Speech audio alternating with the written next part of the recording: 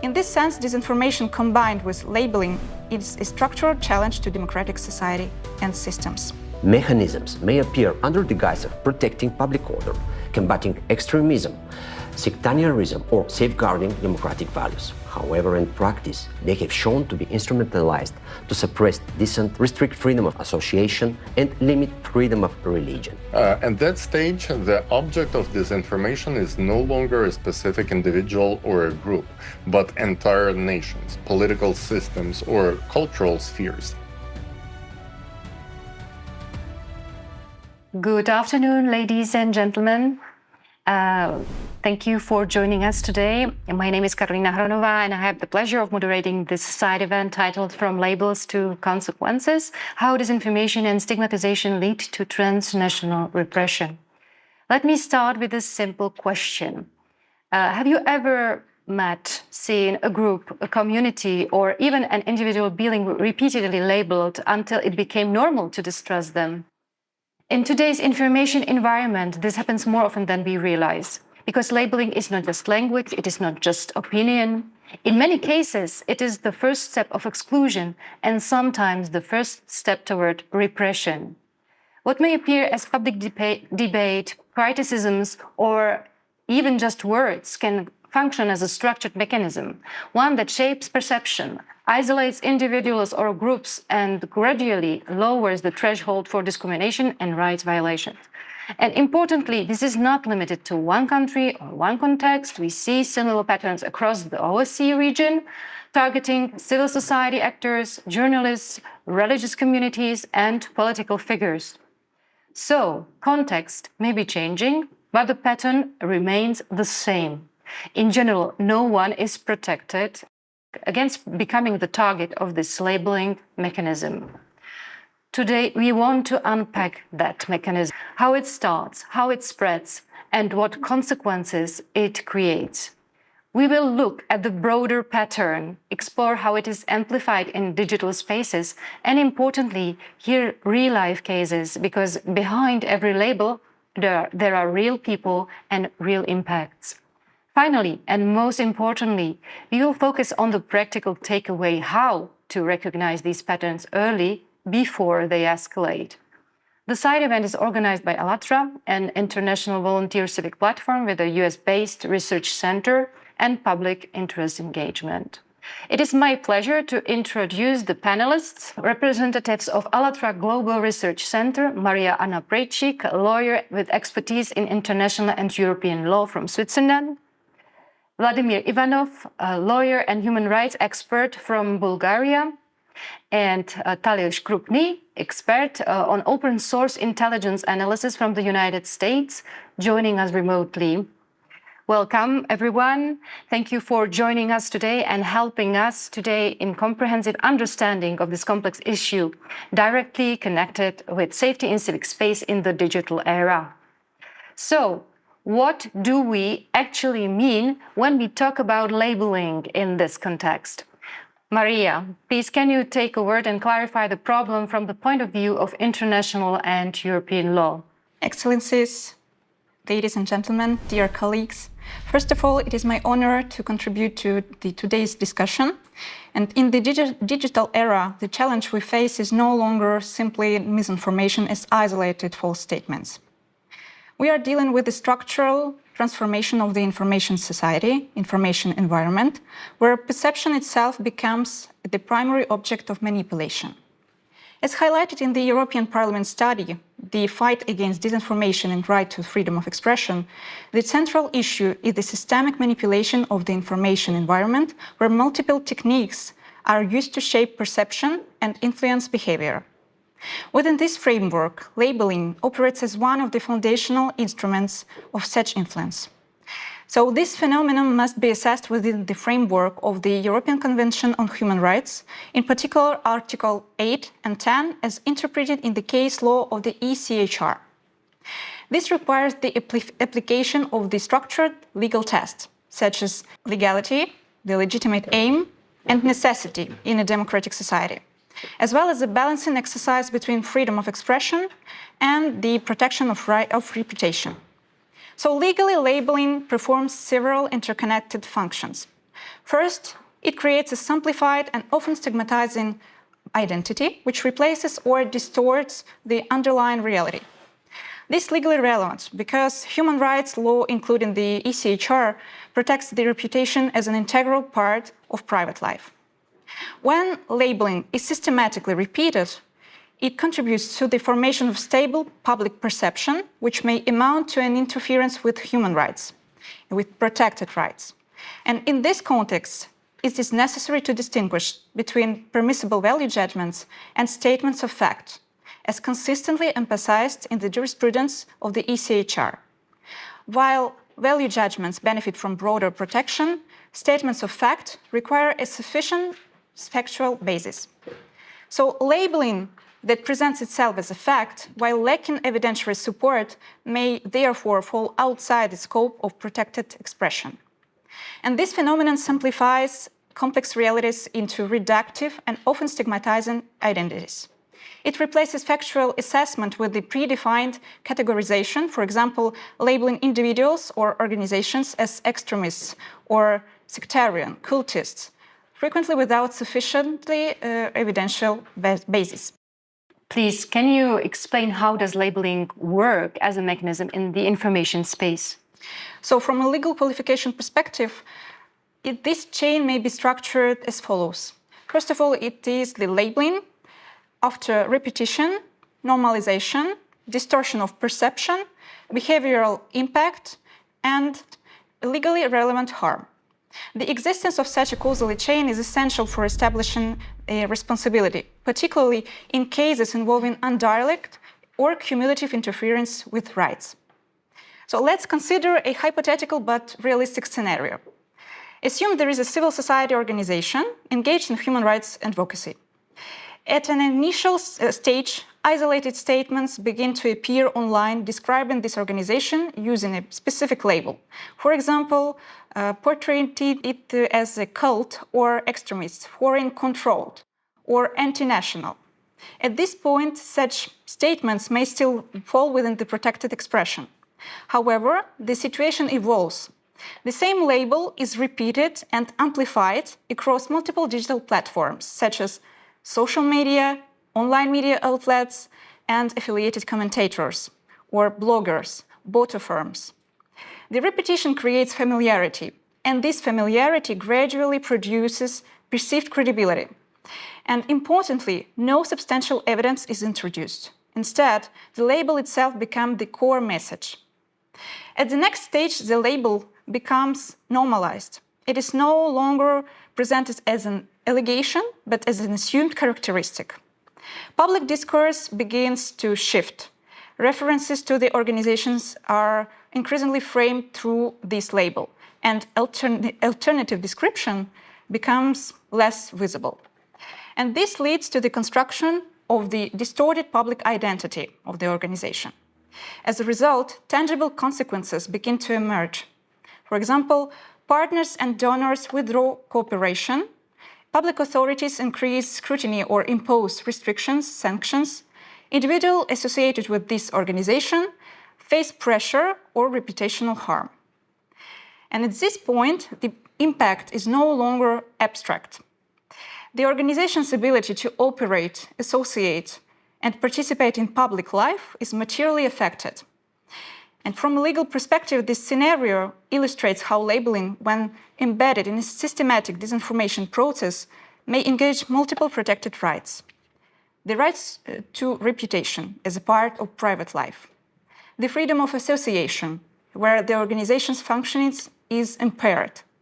And indirectly, freedom of expression, through the chilling effect on both the organization and other actors who are observing these consequences. Finally, a broader societal effect emerges. Observing the consequences faced by the targeted organization, other actors may begin to avoid similar activities or refrain from expressing certain views out of fear of social, professional, legal, or reputational consequences. This is known as the chilling effect, a situation in which people start limiting their own behavior or speech, not because something is formally prohibited, but because the perceived risks become too high. And this example demonstrates that the legal relevance of labeling does not lie in the initial statement, but it's in its role with the cumulative and structured process, capable of producing concrete and measurable interference with human rights. In this sense, disinformation combined with labeling is a structural challenge to democratic society and systems. Thank you very much. Thank you very much for outlining the broader framework and the mechanism behind these processes. This brings us to a crucial question from a legal perspective. At what point is there a shift from a protected expression into a legally relevant issue? I would now like to give floor to Vladimir Ivanov, lawyer and former arbitration judge specialized in human rights law and ECHR litigation. Thank you, Karolína. Esteemed colleagues, distinguished participants, ladies and gentlemen. Building on what has just been outlined, the key question now is where this process moves from the realm of protected expression into the domain of legal relevance. The legal relevance of labeling emerges where the conduct satisfies a cumulative threshold, including systematic repetition, demonstrable intent to influence perception, foreseeability of harm, and the existence of a causal link between the conduct and its effects. This is where the key legal effect emerges. Interference with protected rights often occurs not directly, but through an accumulative and indirect mechanism. This distortion must also be assessed in the light of the principle of pluralism, which constitutes a cornerstone of democratic society under the European Convention on Human Rights. In this connection, labeling, when not viewed in isolation but as a part of a systematic and coordinated practice of influence, may function as one of the operational instruments of more complex forms of informational pressure. From a legal qualification standpoint, this implies the following. Labeling on its own may still fall within protected speech. However, when the intent is combined with repetition and effects, it becomes part of a legally relevant pattern of conduct. Furthermore, the assessment of such conduct requires consideration of the role of different actors, including state authorities, private individuals, and digital platforms, particularly where algorithmic amplification contributes to the dissemination and normalization of labeling practices. From a legal point of view, such kind of behavior can lead to lawsuits for damage to a person's reputation, as well as actions by authorities or regulators to reduce broader risks and harm caused within the information space. Accordingly, labeling should not be understood as a question of language alone, but as a question of a legally significant mechanism of influence. It functions as a trigger of disinformation process, a structuring device for narratives, and ultimately a potential pathway to interference with rights protected under international human rights laws. In this sense, labeling can be seen not simply as speech or expression, but as a part of a wider pattern of behavior that in some cases may become a legally punishable interference with fundamental human rights. Thank you very much for clarifying from the law point of view, legal point of view. So what are the consequences in society? From the point of view of the society at that level, the consequences may be very profound. They include the erosion of trust in media, public authorities, and democratic processes themselves. They undermine the free formation of opinion, which is also a cornerstone of the democratic societies. Over time, these practices may distort democratic participation, deepen social polarization, and create conditions in which stigmatized groups become increasingly isolated from public life and democratic dialogue.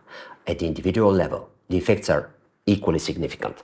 Labeling leads to stigmatizations. Individuals and groups are no longer assessed based on conduct, but on the imposed identities, and this can result in social exclusion, loss of professional opportunities, reputational damage, and also psychological harm. In its most severe forms, this process mirrors historical patterns of dehumanization. The use of simplified, stigmatizing labels, portraying groups as dangerous, deviant, or threatening, echoes mechanisms that have historically been used to justify exclusion and repression. While the context may differ, the underlying logic of constructing an enemy through language remains comparable. And what is particularly concerning is that these mechanisms are often framed as legitimate.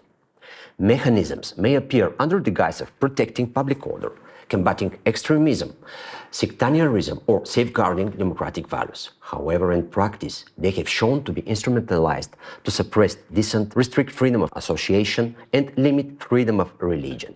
A clear example of this can be observed in transnational influence strategies. Let's now examine an example of such strategy of influence and stigmatizing mechanisms that are used not merely for suppression, but to impose also an ideology. For years, Russia has developed and supported networks, including so-called anti-cult movements, which operate across borders. These networks contribute to the labeling of certain religious or civil society groups and even sport clubs, called as cults, sects, extremists, frequently in the absence of sufficient evidentiary basis. In certain contexts, individuals presenting themselves as anti-cult experts without holding any academical or institutionally recognized expertise have contributed to the production and dissemination of lists identifying groups as cults or otherwise socially harmful entities. Historical and contemporary examples suggest that such practices can facilitate the social exclusion of minority groups and dissenting voices when they are taken up by state or quasi-state actors. For instance, parallels have been noted between earlier European approaches to categorizing religious minorities and more recent activities associated with actors such as Alexander Dworkin and the Russian Association of Centers for the Study of Religions and Sects, or shortly RACIRS, where labeling frameworks have been used to characterize certain religious or civic groups in highly negative terms, including as security threats. In such cases, these narratives have been linked to efforts to restrict or prohibit the activities of the target communities.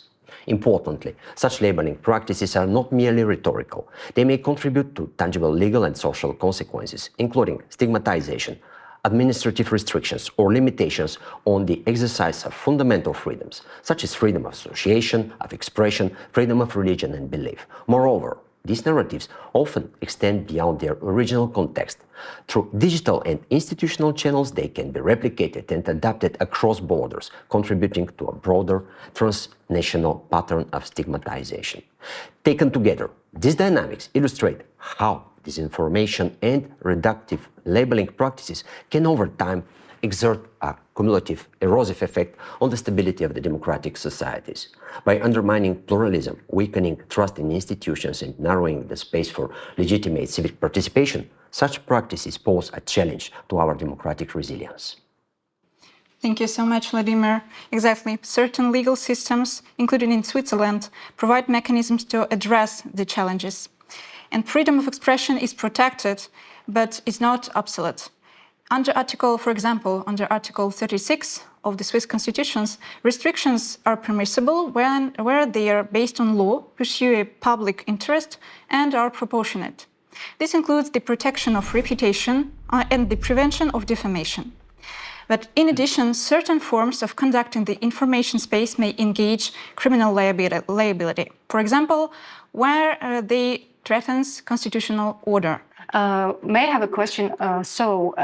Really, this is not a question whether to criminalize disinformation as such, but whether to address its or ideally prevent its most harmful manifestations? Yes, at the same time, jurisprudence, including that of the Swiss Federal Tribunal, emphasize that open debate and access to diverse information remains essential. The challenge is therefore not to suppress this freedom of speech, but to address harmful patterns of conduct without undermining fundamental freedoms. And this requires the nuanced approach. I agree. It requires distinguishing between legitimate expression and coordinated manipulation, between criticism and stigmatization, between isolated statements and systematic practices. Ultimately, the key issue is not whether speech is offensive or controversial. The question here is whether it forms part of a structured process that produces real harm to individuals, to rights, and to democratic institutions. Because when labeling becomes normalized, when disinformation becomes systematic, and when perception itself is manipulated, the risk no longer is limited to only public discourse. It extends to the foundations of democratic society. And at that point, The protection of human rights requires not only reacting to consequences, but recognizing the mechanism at its earliest possible stage. Okay, clear. So that means if labeling as a disinformation is continuously and also intentionally repeated, which I can imagine it is very hard to prove that it is actually intentional. However, it is connected with a whole chain of consequences that follow a similar pattern. And at the same time, as many real-life examples show, it is very hard to defend against it. Taliy, please, I would like to invite you to also contribute as an OSINT analyst, open source intelligence analyst. Can you give us some real-life labeling disinformation practice examples that follow the pattern theoretically described by our lawyers? Definitely. And what we are dealing with is not a random or chaotic process, as our lawyers has already demonstrated. It follows a recognizable pattern which can be analytically described as a sequence of interconnected stages. Patterns of repetition, amplification, synchronization of narratives, cross-referencing between different actors, and coordinated framing can often be identified through open source analysis. From an OSINT perspective, this is important because these patterns are not hidden. They leave traces, they can be identified, analyzed, and understood. The typical feature that plays an important role in the stigmatization process is expert, or more precisely quasi-expert framing. At this point, the initial label is reinforced by references to authority, experts, analysts, or specialists, which give it an appearance of legitimacy. Even where no underlying claims have been proven, they can remain unverified or insufficiently substantiated. Nevertheless, the narrative is already being spread. Okay, so how actually OSINT help us to identify these mechanisms in practice? Labeling can often be identified through recurring and observable patterns within the information environment. One common indicator that we can see in the information environment is the appearance of identical or highly similar stigmatizing wording across multiple sources, accounts, or platforms within a very short period of time. This may suggest coordinated dissemination rather than independent or organic discussion. In practice, it is important not to focus only on individual posts or isolated statements, but on broader behavioral patterns. Meaning who amplifies who, how narratives travel between platforms, and how quickly particular framing becomes repeated across interconnected networks. Another relevant indicator is the presence of narrative repetition over time. Even when specific allegations are challenged, corrected, or remain unproven, the broader framing may continue circulating and gradually become normalized within the information environment. Finally, OSINT analysis allows us to trace the narrative and how exactly it moves from fringe spaces into broader public discourse. At a certain point, audiences may no longer distinguish between original evidence, repeated commentary, and amplified interpretation. The narrative itself begins to function as an accepted reference point. Digital environments, however, preserve patterns of interaction, timing, repetition, and network behavior that can systematically be examined and compared. So we are starting to be curious a little bit. So are there some specific signals that or patterns that indicate actually this coordinated amplification? Absolutely. We observe these cases comparatively. And what we see is that it is possible to identify different levels of escalation within the disinformation dynamics. At the most basic level, we see relatively simple smear campaigns targeting specific individuals or groups through repeated accusations, stigmatizing labels, or reputational attacks. They are described as simple, not because their impact is minor, but because the mechanism itself is comparatively direct and less structurally sophisticated. While the methods used in such cases may appear relatively straightforward, their consequences can still be devastating. A useful example of this dynamic can be observed in the case of Jehovah's Witnesses in Russia. At an early stage, the group was repeatedly portrayed through stigmatizing narrative, for example, as a dangerous cult, totalitarian sect, extremist, or socially harmful organization, using quasi-expert framing. These narratives circulated through media discourse, anti-cult actors, and other various forms of quasi-expert framing. On the screen right now, you can see the excerpt from an article by Alexander Dworkin, whom was already mentioned by Vladimir today. That's his article about Jehovah's Witnesses. And in the cited text, the organization is not simply criticized on theological, legal, or social grounds. It is framed as an existential threat to society, a totalitarian sect, a structure allegedly draining the nation's human and financial resources, and ultimately compared to a cancerous tumor consuming the social body. The comparison to cancerous tumor is especially disturbing because it implicitly frames removal or destruction of the target as a form of self-defense or purification. This is precisely why dehumanizing metaphors are considered highly sensitive indicators in the early warning analysis of extremist narratives and the mass persecution at the early stages. Over time, the repetition of such narrative contributed to gradual normalization of the perception that the group represented a threat and that a solution required state intervention. Such rhetoric was followed by procedural escalation, including investigations, restrictions, even torture. And ultimately, the designation of Jehovah's Witnesses as an extremist organization by the Russian Supreme Court in April 2017, which effectively banned the organization and its activities throughout the country. Members of the community faced raids, criminal persecutions, imprisonment, loss of employment, social exclusion, and significant psychological pressure, negative impacts on family life, and everyday participation in society.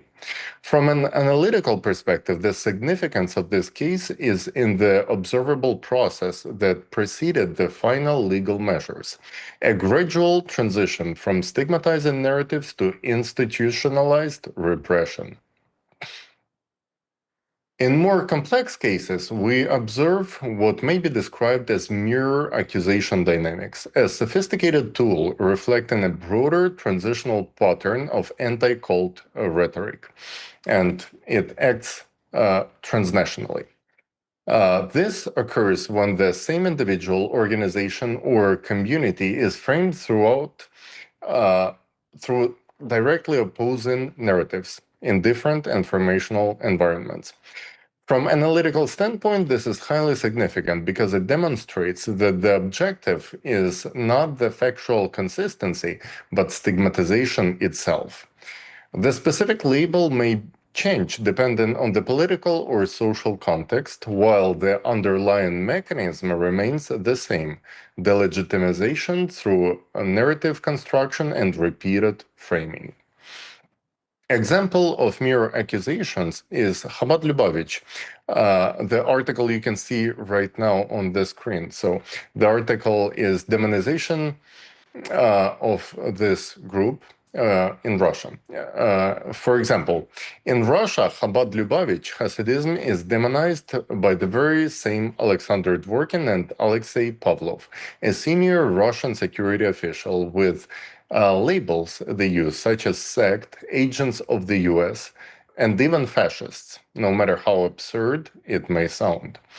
This action by such high-ranking official and anti-cult advocate was intended to signal both law enforcement and radicals that representatives of Chabad are not individuals with constitutionally protected rights, but rather enemies of society and dangerous agents sent from the US with inhumane agenda. It implied that they could be dealt with using the same methods employed against Jehovah's Witnesses in Russia: arsons of homes, beatings, fabricated criminal cases, deprivation of parental rights, imprisonment, and the placement of children in orphanages controlled by raiders. Meanwhile, in the United States, using Goebbels' mirroring propaganda methods, Chabad is labeled as destructive cult, extremists, and agents of Putin. From an analytical perspective, this pattern resembles what is commonly described as mirror propaganda, a communication technique in which accusations are projected onto targeted groups in a way that reverse or obscures the original source of radicalization or hostility. This method has repeatedly appeared within transnational anti-cult environments associated with the Russian organization Raiders, headed by Alexander Dworkin, the public figure we already mentioned today. The observable increase in hostile narratives directed against the Chabad Lubavitch movement should therefore not be viewed as a series of isolated or spontaneous incidents. Rather, it may be understood as a part of a broader pattern of coordinated stigmatizing activity disseminated through interconnected anti-cult and ideological networks. Okay, so what happens if such disinformation narratives move beyond individuals or minorities or groups and begin targeting entire societies? Thank you, Karolína. That's actually a very good question, because at more advanced stage, this labeling pattern evolves from targeted smear campaigns into a broader process of collective stigmatization. At that stage, the object of disinformation is no longer a specific individual or a group, but entire nations, political systems, or cultural spheres. These entities are framed through a generalized narrative of a threat, extremism, irrationality, or moral deviation. A recurring linguistic tool that we observe in this phase is the use of labels such as sect and cult, which function as a shortcut for delegitimization, implying irrationality, danger, and incompatibility with normal society. Importantly, this shift represents not only the increase in scale, but also a change in function. While earlier stages aim to isolate specific targets, this level of escalation contributes to the construction of an enemy image in the societal or geopolitical level.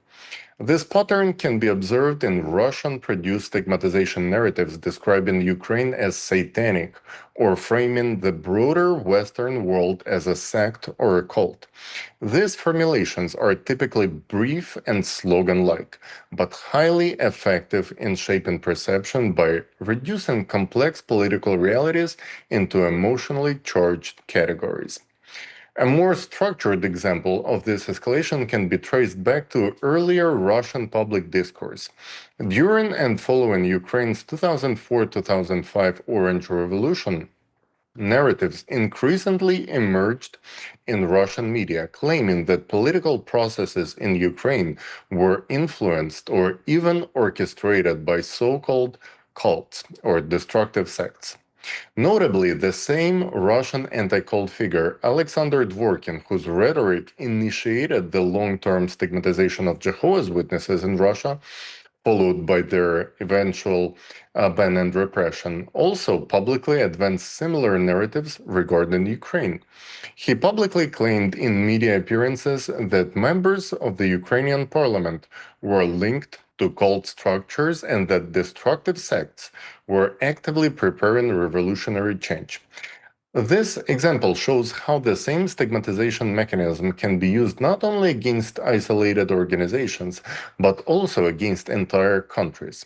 Such framing introduced a template in which political opposition or civil mobilization could be reinterpreted not as a legitimate democratic activity, but as manipulation by dangerous, irrational groups. The same logic becomes even more explicit in later official rhetoric. In 2022, Alexei Pavlov, a lieutenant general of the Federal Security Services and assistant secretary of the Russian Security Council, published an article in the newspaper Argumenty and Fakty in which he described Ukraine as a totalitarian hypersect. He characterized its leadership as militant fanatics appointed by Washington and framed their views as fundamentally opposed to those of normal people. In this context, the stigmatization of Ukraine through quasi-sectarian language contributed to broader narrative framework in which military aggression could be presented not as an attack against a neighboring nation, but as a form of defensive or purifying action against allegedly abnormal and dangerous entity. Once the entire society or state is framed not as a legitimate political community, but as a sect, hypersect, or existentially dangerous structure, extraordinary measures against it becomes easier to justify within the political and public consciousness. From an analytical perspective, the significance of this stage lies in the normalization of collective delegitimization. The use of cult rhetoric in this context is no longer incidental. It becomes a systemic tool for reframing political, national, or religious identities as inherently suspect or threatening. This creates a cognitive environment in which hostility towards entire populations can be justified and where further escalation, including political, legal, or even military actions, can be framed as necessary or defensive. Taliy, what you have mentioned until now is labeling by anti-cult network using the word cult or sect, basically initially against religious minorities. So is this a question of religion first and foremost? Not at all. From analytical perspective, religion is often only the starting point, or more precisely, the testing ground where these mechanisms become socially normalized. Over time, the same stigmatizing patterns expand far beyond religious minorities. We can observe the similar rhetoric being used against civil society organizations, NGOs, businesses, political movements, journalists, and public figures. Even organizations such as Amnesty International and many others have at times been portrayed within certain information environments through narratives implying manipulation, hidden agendas, foreign control, or destructive influence. Narratives structurally corresponding to classical anti-cult framing. Increasingly, these mechanisms are also being directed against political parties and politicians. Once political and public discourse accepts the idea that certain group can be labeled as irrational, manipulative, dangerous, or socially toxic, the range of potential targets naturally broadens. From an OSINT standpoint, this demonstrates an amplifying pattern of stigmatization. What may initially appear as rhetoric directed at a specific religious communities gradually evolves into a wider instrument of delegitimization affecting diverse parts of democratic society. Such an example is also ALLATRA, our organization. For those unfamiliar with it, ALLATRA began as a volunteer initiative focused on climate and environmental research. Gradually, it developed into an international civic platform with participants in more than 180 countries. Dedicated to research in climate, geodynamics, and environmental risks. Raising global awareness about these threats and fostering international cooperation and dialogue to address existential challenges and safeguard human rights. From an analytical standpoint, the case of ALLATRA is significant not only because of the stigmatizing rhetoric itself, but because it demonstrates how such narratives can evolve into serious legal and social consequences. Following the publication of climate-related analytical materials that were criticized by certain actors in Russia, ALLATRA began to be labeled in the Russian information space with terms like sect, destructive cult, totalitarian sect. The campaign initiated by Alexander Dworkin and Reitzers. Since 2015, these narratives have been further amplified through coordinated anti-cult campaigns in different countries. What is analytically significant is the observable adaptability of the narrative itself. Over time, the accusation changed depending on the political environment. For example, in Ukraine and in some Western anti-cult platforms across even OSCE region, ALLATRA was labeled as a pro-Russian sect, while in Russia it was designated pro-Ukrainian, undesirable, and eventually extremist. What we see here is a classic example of the mere accusation. From OSINT standpoint, this contradiction is highly important. It suggests that the stigmatizing framework is not driven by objective characteristics or any other features of the targeted group, but rather adapts flexibly to local political and information context. Across these cases, one consistent element repeatedly appears: the systemic use of labels such as cult or sect to delegitimize targeted organizations outside of any clear legal definition or evidentiary standards for such terms. Such narratives did not remain confined to media rhetoric. In Russia, these processes ultimately escalated beyond the information sphere into direct state repression. ALLATRA was designated as an extremist organization alongside a number of other targeted groups, including many other human rights organizations. This designation was followed by investigations, home raids, criminal persecutions, public media campaigns, and imprisonment of former participants. Analytically, the final stage closely mirrors the pattern observed with Jehovah's Witnesses case in Russia, where stigmatization evolved into institutionalized repression. From information warfare standpoint, this shows how sustained dehumanizing or sect labeling campaigns can legitimize legal, administrative, and social actions against targeted group, even without evidence of criminal or any legal activity. As cases we discussed today and many others indicate that the stigmatization campaigns originate from Russian ideological center racers, and its narratives are promoted and amplified by actors in the anti-cult network around the globe, with narratives being adjusted for local audiences, but keeping the goal the same: to delegitimize and dehumanize the target.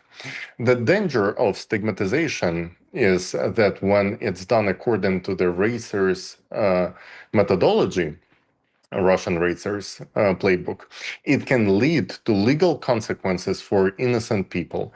They may effectively be stripped of fundamental rights without formal proceedings or verified evidence. And finally, initiation of persecution based not on facts, but on labels alone is what we see in all of these cases. In conclusion, from an OSINT and democratic resilience perspective, the information we discussed today demonstrates that stigmatizing narratives, often repeatedly amplified and normalized, are being used as mechanisms that legitimize exclusion, repression, and restrictions of fundamental rights far beyond the religious sphere. Recognizing these patterns early is essential for protecting civic space, pluralism, and democratic societies themselves. Thank you very much for your attention. Yes, I would say what these cases demonstrate across different contexts and levels of escalation is the consistency of the underlying mechanism. Whether we're looking at targeted smear campaigns against individuals, broader stigmatization of communities, or complex mirror accusation dynamics across different countries, the same patterns repeatedly emerge. One of the most striking common elements is the systematic use of specific stigmatizing labels, such as sect, cult, or totalitarian sect. These terms appear across a wide range of cases, regardless of the actual nature, structure, or activities of the targeted group itself. It is important to underscore that the term sect does not constitute a legal category, and there is no established legal framework in the world that defines it as a juridical concept. As a result, its use remains outside the sphere of legal qualification and belongs instead to the realm of evaluative or rhetorical labeling. In practice, this allows the term to be applied in a highly flexible and discretionary manner in public discourse, often without any objective legal criteria or evidentiary standards. Thank you very much for a conclusion on the cases. Well, the process we described can therefore be translated into several practical indicators that may help identify potential problematic patterns in real time. The first indicator is stigmatizing labeling, the repeated use of productive and emotional charged terms that replace factual description and assign negative identities without sufficient evidence. The second is unverified expert framing, where claims are reinforced through references to authority without transparent methodology or independently verifiable evidence. The third indicator is security framing, a shift from social or cultural concerns into the language of extremism, public danger, or national security, often before factual substantiation is established. The fourth is procedural escalation, where media narratives or allegations begin to trigger official action, such as complaints, investigations, administrative measures, or court proceedings, derived from the same originating narrative. And finally, there are social and functional isolation effects, such as loss of employment, social exclusion, damage to relationships, and psychological harm, often occurring regardless of whether the original accusations were ever substantiated. The cumulative presence of these indicators may signal a broader pattern requiring careful scrutiny, particularly with regard to proportionality, evidentiary standards, and procedural fairness. Early recognition of such patterns is critical because once these processes escalate, their consequences may become difficult or even impossible to reverse. I have one question to you, Taliy. Possible? Yes. Okay. You have described the problematics from the OSINT point of view. What about, we are in the digital era. The topic is our digital technologies and artificial intelligence. These are patterns. So can AI help us to identify these patterns before they really become to be harmful to the society or to the targeted group or individuals? Absolutely. AI is a very effective tool that can help to identify manipulations, identify, for example, information online that is specifically directed at targeted dehumanizing groups or organizations on the early stages. Because as we spoke today, the very specific thing is the simultaneous appearance of the same dehumanizing narratives across various platforms. So if we use machine learning and AI to actually identify such anomalous occurrence of specific articles or other pieces of information targeting specific groups in a very specific period of time, this can already be flagged as an anomaly. And this can help to actually identify such attempts at early stages. And this would be a specific way to distinguish between the expression of speech by individuals and organized narratives. On the other hand, there is one more layer to this, because as we spoke about the anti-cult network, it starts with the information dissemination in the media outlets, but then the next stage is the usage of their quasi-experts in judicial systems. As Alexander Dworkin was able to penetrate the state and governmental bodies in the Russian territory, his network and the agents of the anti-cult network that is working with Russian raiders are constantly trying to implement the same framework in various Western countries, presenting themselves as experts or pseudo-experts, in fact they are, but they constantly trying to push their so-called expert opinion in courts, basically flooding judicial system with copy-pasted expert opinions. In Russia, for example, Dworkin has produced enormous number of expert opinions, which are in fact copy-pasted opinions from the same template against thousands of individuals and organizations. To give you a comparison, when a student is preparing for bachelor's or master's degree, they prepare their final work, which has to be run through special tools for plagiarism. But in judicial system, expert opinions copy-pasted are not being checked, verified, or tested in other way, not only for legitimacy, but also on plagiarism. In this case, AI tools and special artificial intelligence solution can also run the verification process of expert opinions submitted to court by different experts, or in this case, pseudo-experts representing the anti-cult network affiliated with Alexander Dworkin and Russian raiders, to actually verify was there actually expertise conducted, or was it a simply copy-pasted pseudo-expert opinion from articles and from other expert opinions, but the very same agents of the Alexander Dworkin's network. Clarifying the possible positive implementation of today's technologies to identify these patterns. What we discuss today are not just narratives that may tomorrow, these just narratives may become tomorrow the justification for exclusion, repression, or even violence. So that's why early recognition really matters. We thank you very much for your attention, for coming. If you find this analysis interesting, we'll be very grateful for follow-up. And really, protecting civic space requires attention not only to visible repression, but also the narratives that make such repression acceptable.